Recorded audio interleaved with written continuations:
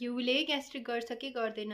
Gastric, piles, फिस्टर जस्तो रोगमा डाक्टरले चिल्लो, पिरो, अमिलो धेरै नखानु होला भन्नुभएको हुन्छ। त्यसैले कतिपय बिरामीले घिउ पनि खान छोड्नुहुन्छ। के यो सही हो त?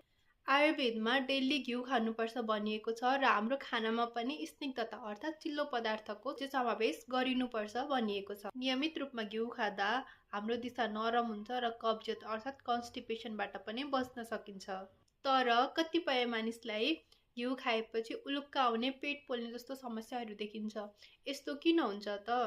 घिउ पित्त शामक र अग्निवर्धक हुन्छ, अर्थात् घिउले हाम्रो पाचन शक्ति पनि बलियो बनाउँछ र पेट पोल्ने समस्या अर्थात् बढी हिट हुने समस्यालाई पनि कम गर्छ। तर ग्यास्ट्रिक लामो समयदेखि भइरहेको छ या हाम्रो पाचन शक्ति कमजोर भएको छ भने चाहिँ हाम्रो पेटले घिउ पचाउन सक्दैन, जसले गर्दाखेरि चाहिँ घिउ नपचेर झन् त्यसले पेट पोल्ने, माथि उलुक्क आउने जस्तो समस्या देखा पर्दछ। त्यसैले ग्यास्ट्रिक, पाइल्स भएको मानिसले पनि आफूलाई गाह्रो गर्दैन भने थोरै मात्रामा घिउको सेवन गर्न मिल्छ र गाह्रो गर्छ भने चाहिँ पहिला उपचार गराएर मात्र घिउको सेवन गर्नुहोला। अहिले घिउ खानु चाहिँ राम्रो भन्दै खाली पेटमा उठ्ने बित्तिकै घिउ खाने, त्यसै गरी वेट लसको लागि कफीमा घिउ हालेर खाने ट्रेन्ड एकदमै चल्दै आएको छ। यसले फाइदा भन्दा बढी बेफाइदा गरिरहेको हुन्छ।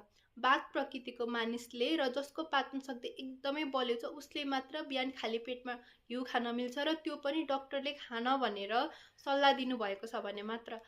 नत्र यत्तिकै खाली पेटमा घिउ खाँदा त्यो घिउ नपचेर उल्टै त्यसले हानि गर्न सक्छ।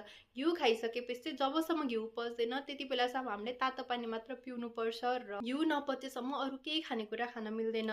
कफज प्रकृतिको मान्छे र जसलाई चाहिँ कफज रोग लागेको छ उसले त त्यसरी बिहान खाली पेटमा घिउ खानै मिल्दैन। त्यसैले घिउ खानुहुन्छ भने चाहिँ खानामा नै मिसाएर खाँदा राम्रो हुन्छ र हजुरहरूलाई डाक्टरले कसरी सल्लाह दिनुभएको छ त्यस अनुसार सेवन गर्दा चाहिँ उत्तम हुन्छ। धन्यवाद।